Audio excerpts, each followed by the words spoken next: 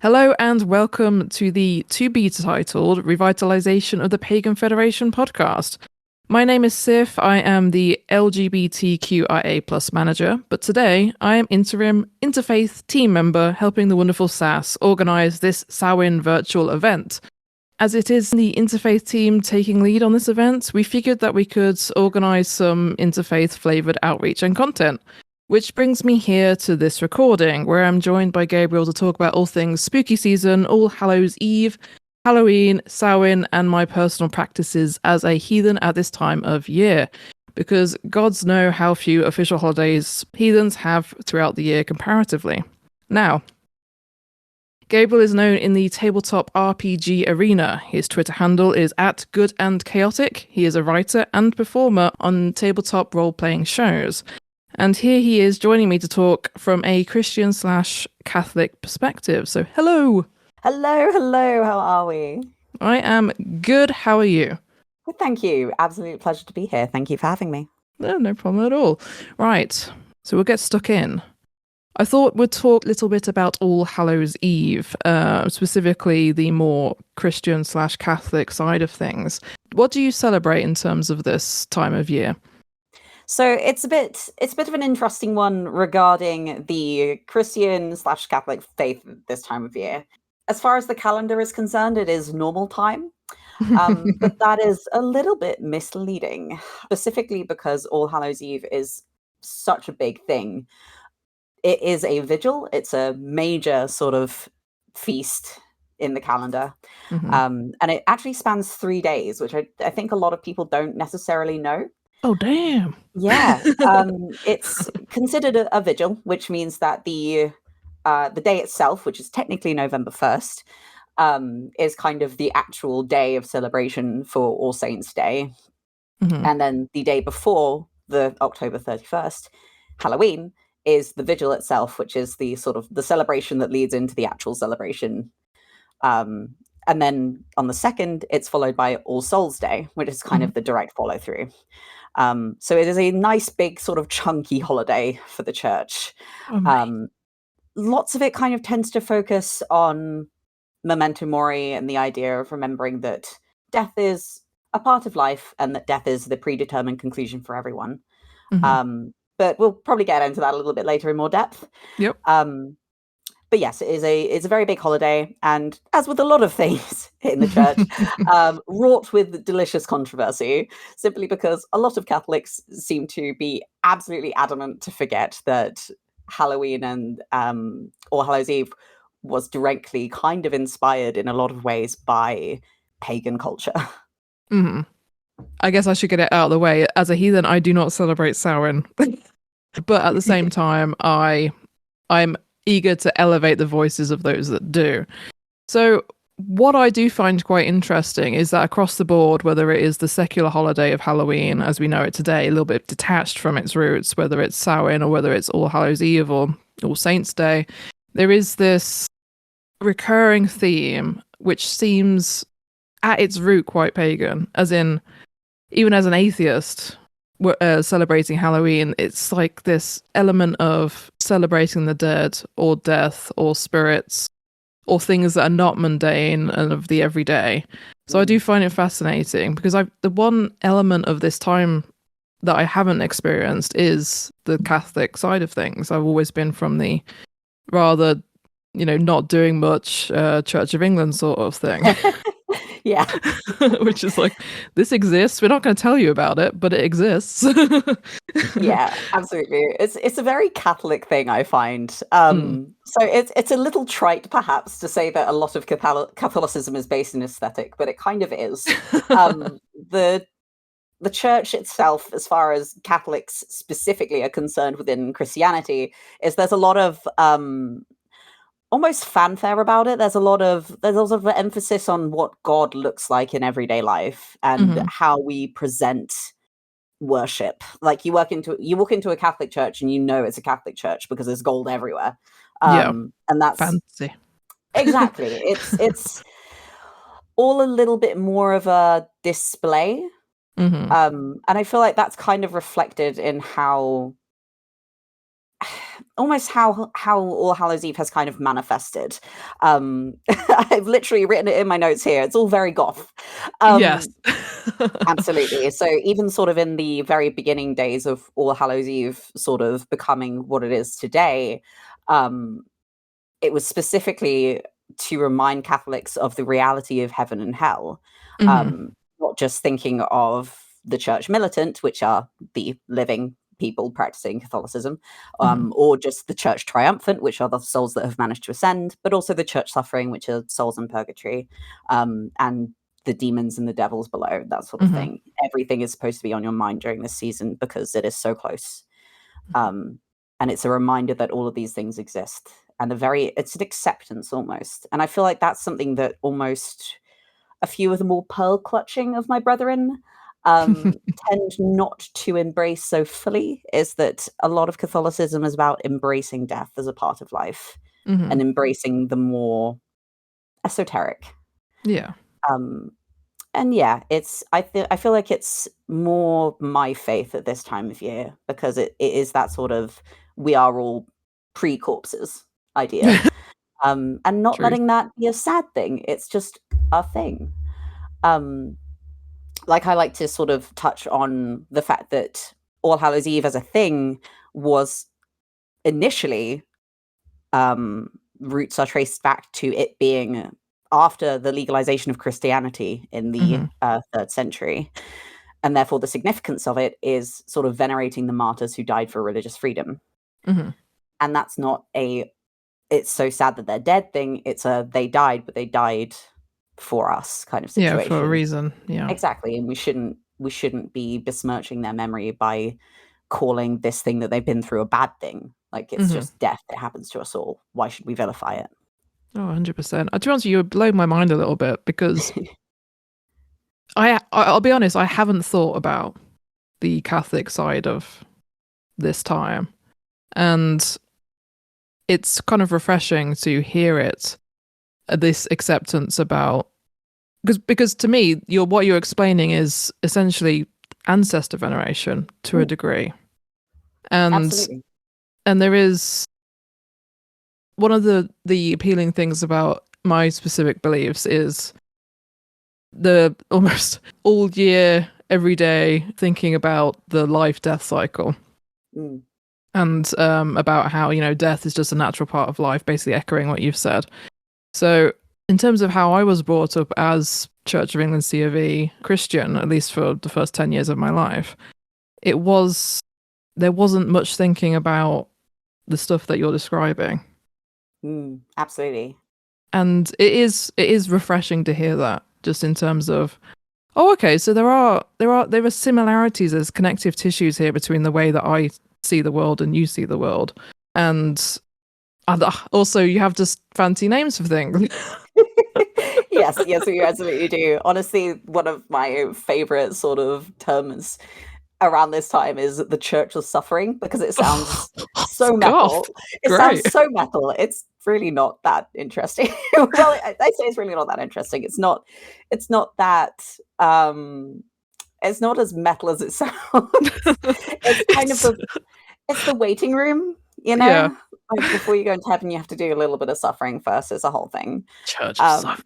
Church of Suffering. So, at least if you end up going there, you'll get to say, "Hey, I'm in the Church of Suffering," which is pretty cool. Um, Damn, yeah. exactly. It's not all bad. But I think it's a very important point to touch on is that this connective tissue does exist between faiths.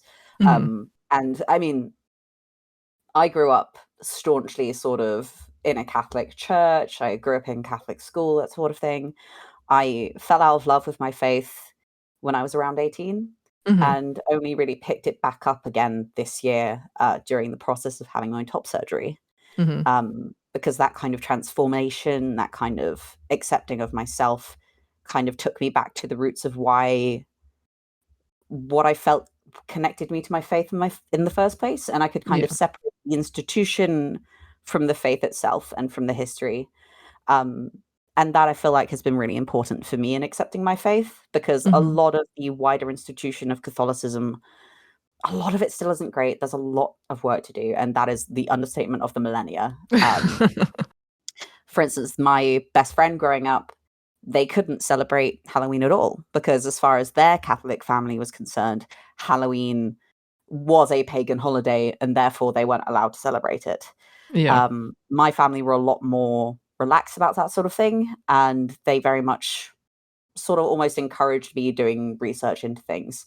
Mainly because they couldn't understand a word coming out of my mouth, but they didn't stop me.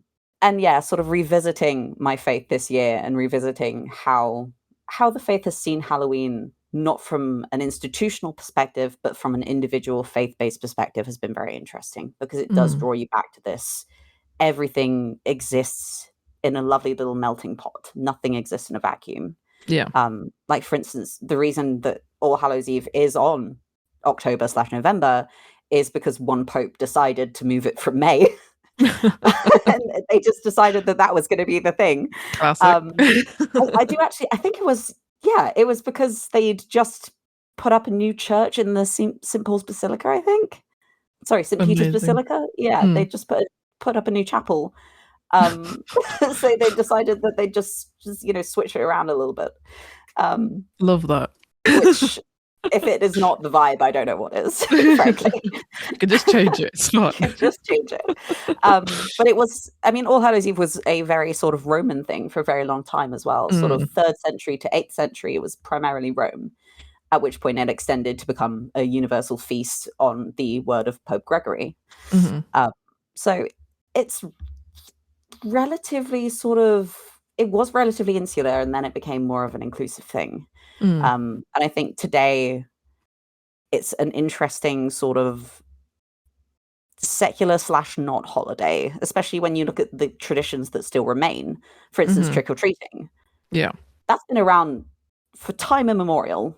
It was absolutely. It was one of the original sort of rituals almost around this time, based on the tradition of soul cake, one of the original sort of trick-or-treat traditions. Yeah. Where sort of begging at the door was an ancient English custom. You'd beg at the door and you'd ask for soul cake. So they would feed you in exchange for you praying for the dead of that family. And it's also almost became this kind of exchange and give and take of the prayers needed to get your family from the Church of Suffering to the Church of Triumph is being helped out by these beggars who would come along and knock on your door and be like, can I'm here for soul cake. And it was almost a weird transaction. Yeah. Amazing. You are a font of knowledge. Can you tell I've done a deep dive recently? Yes. There's one of my notes I put down here is, I don't know about where you live, Gabriel, but the houses around here are decorated more so than at Christmas time. There's a ton of, I can just looking out at the street now, there's a ton of like cobwebs and spiders and ghosts. And what I quite like about this time of year that is a little bit detached from my faith is the community aspect. It maybe it is just an American import, but it's kind of a heartening sort of quiet consensus to play along. Yeah. I enjoyed Halloween, and when I was an atheist, I was like neck deep in all of the horror and getting involved and all of that. But yeah, there is sort of this weird, I guess for me, a detachment now, because it's happening and I celebrate it, but all of my parallel heathen stuff kind of runs alongside and quite detached. So this was one of my, I guess, driving forces to want to talk to you about this specifically, is seeing all sides of, there's only two sides to a coin, so I guess a D20 to, as it were. I love that. It's the 20-sided die. The 20-sided die. The curse and the solution to all of our problems. Exactly. For the listeners who are going to be tuning into this, I should mention a little bit about Samhain itself, the Celtic holiday, which has, albeit spotty records because of just the nature of the time period, and you probably won't know this, but actually you probably will. Pagans didn't write a lot down. They lived in the moment, sadly. But yes, it is celebrated by quite a few pagans. Specifically, most frequently Wiccans and Celtic polytheists. And it is in Samhain that we see the kind of tendrils of belief around the thinning of the veil, or the line between this world and another. I believe it's called the other world. Mm. So I feel, and this is a nice little kind of like, not a segue, but ties it all nicely in a bow, that this holiday, Samhain and Halloween, All Hallows Eve, All Saints Day, is kind of the perfect time to think about how paganism and Christianity has influenced each other. And kind of the perfect time to bring allyship and interfaith considerations into it all, because I know there's animosity there.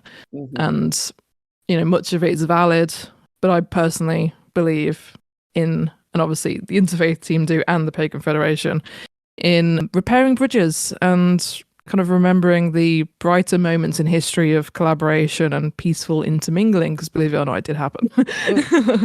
As much as we like to like focus the drama. It's focus on the like being at each other's throats side of things. So vast periods of history where there was no violence, in other words. But yeah, this is specifically a holiday which I feel unites the two fronts, as it were, the two sides. I definitely agree. I mean, you've just sort of got to look at any... I mean, one of the oddest marketing campaigns in history, / maybe one of the first successful viral marketing campaigns, where the pendants that people used to wear depicting Thor's hammer were made in such a way they could be flipped around to be the cross of Jesus Christ. And if that doesn't show you how closely sort of these religions mingled with each other, I don't know what does. It definitely proves that there was more people out there who focused collaboration and who focused them coinciding than it does there being violence between the two. And I feel like people do forget that in the search for focusing the drama, or for reliving, sort of going through all that past trauma, which I do think is valid to see and valid to work through. But also there comes a point where you do have to recognize that there are positives, and you do have to recognize these kind of productive interminglings that make the faiths what they are today. 100%. And there's an archaeological find that brings to mind what you just said of the blacksmith mold that was found, and in that mold there was a Mjolnir, Thor's hammer, and a Christian cross. And it was like, so at some point his customer base was such that he had a need for creating these two symbols side by side.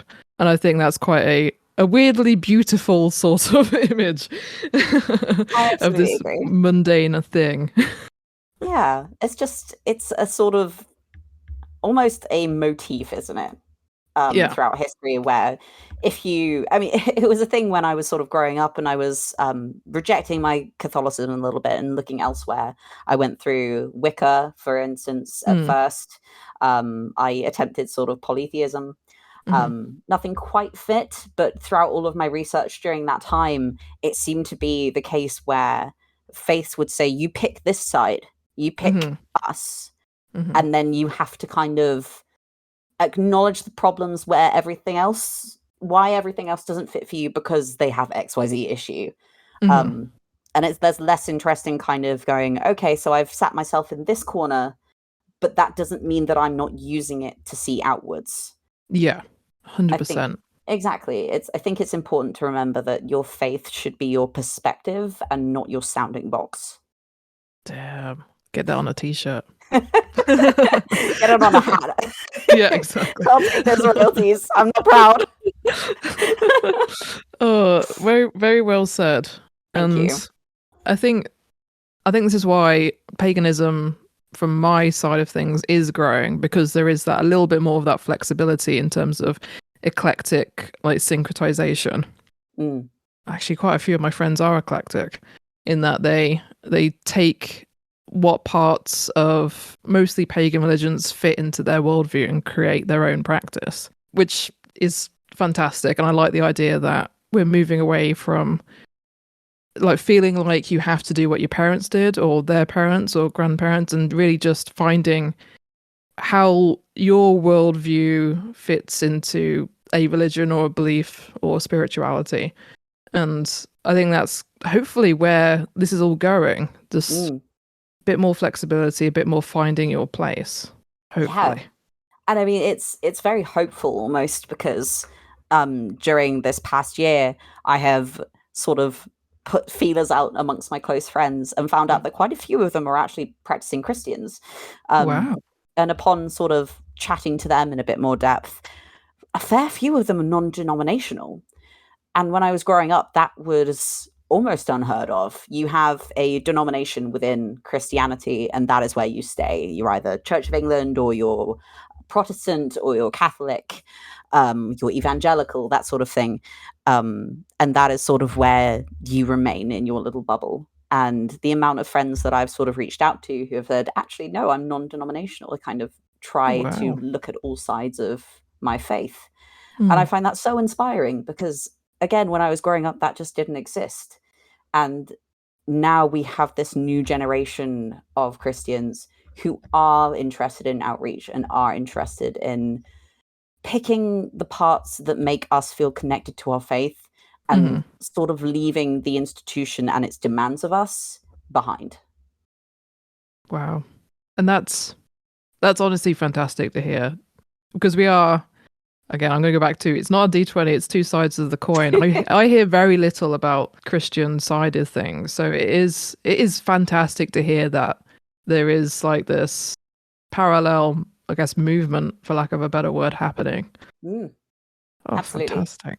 I mean, again, it's very queer driven as well. I'm part of a group called the Diverse Church, and that group is very much specifically UK based people of faith who identify as queer in some way or under the LGBTQI umbrella. And between all of us, I'm seeing so much more acceptance and so much more love and so much more focus on how God can help us through various stages of our life and how God can help us transform into the person that we want to be instead of trying to restrict ourselves. And I mean, even sort of circling back to the more secular holiday of Halloween, and the lights and the things you've been seeing out your window with the cobwebs and the little boo signs and things. It's interesting that it's taken that direction. I think it's quite cool. I personally absolutely adore every single Halloween section I go into. I will happily go into any store. I mean, I'm sat here now. I have to the right of me a lovely swath of something called creepy fabric. What makes it creepy? I'm not sure, but I bought it and it's mine now. It's in my possession. Amazing. I regret nothing about this decision. But yeah, sort of those sort of decorations and things.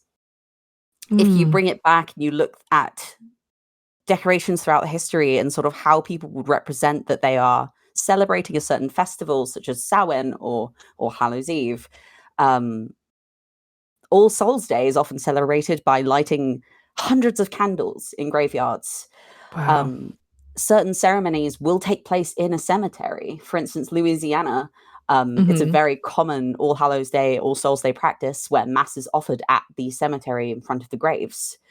And that sort of thing. Exactly. I mean, Dominicans, 15th century, it became custom that priests were to be able to offer 3 masses on the Feast of All Souls as a community thing to bring people together. And there was an element of decor and an element of show to that because it's a vigil, it's a feast. So again, there are decorations and sort of food and the mass is a little more focused on the vigil itself. To the point where this was even done during World War I as well. Pope Benedict ended up recognizing the number of war dead because there were just so many deaths at that time. Yeah. And so many masses that couldn't be fulfilled because of all the destroyed churches. So to bring back that sense of community and to give back to people wanting to celebrate All Hallows Eve and All Hallows in general, he granted priests the privilege of offering those 3 masses on All Souls Day. And that had never been done before. Wow. So it's this kind of shift towards, yes, Halloween is more secular now, but there have been instances throughout history where that has also been mirrored in faith as well. And these kind of movements and updates and developments are still ongoing. And I think that's very much a net positive. Yes. Absolutely. Absolutely. Wow. I think we could keep talking. Probably. I'm aware of the time, so what I'll do is I will quickly go over the heathen sort of things because I'm sure there's a heathen listener or two out there. This is for you. So yes, the closest thing to Samhain for heathens is the Ulfablut, which is basically happening around the same time after harvest, beginning of winter. It is very fluffy due to that, depending on when people harvested. So yeah, the Ulfablut is a festival and offering to the elves, and it's fantastic. It's the elves are quite closely tied to ancestors and fertility and all of that. So again, it ties into this idea of remembering those that came before, they're known or unknown, and just anyone essentially. Mm-hmm. So again, we're seeing that kind of echo of Samhain in pondering on death and of past relatives and anyone that you might have known the name of or whose name has been lost to time. Mm-hmm. Me personally, because I worship hell quite predominantly, I do my biggest ritual to hell around this time of year. I think I'm planning on doing it on 31st. Again, there's a little bit of freedom in the fact that dates are so wibbly wobbly. But yeah, there are options for pagans who want to show their beliefs and faiths and the gods that they worship or the spirits that they worship at this time of year. So it doesn't have to be Samhain. You can embrace your own personal path in the types of offerings and rituals that you do. So yes, I wanted to just summarize that. But Gabriel, do you have anything else you wanted to say? Nothing completely specific other than just enjoy this time of year. I feel like there's so much of a tendency to get bogged down in the specifics and in the, oh my goodness, what are the rituals I'm supposed to be doing? What is the specific way I'm supposed to be worshipping? And lose sight of that faith is such an intrinsically personal thing. You don't have to do anything incredibly specific. If all you do is sit with your faith and recognize it for what it is, then that's enough. If that fulfills you, then that's fantastic. Heck yes. That is exactly the vibe that I always go for. Mm-hmm. There are no rules here. Be free. Apart from the ones that you yourself enforce. Exactly. Fantastic. Okay, right. It has been a fantastic time talking to you, Gabriel. Thank you very much for your time and your experiences and your knowledge and everything. Thank you so much for having me. It's been great. And again, I am very neurodivergent and adore hyperfixating. So this has been a great outlet for me.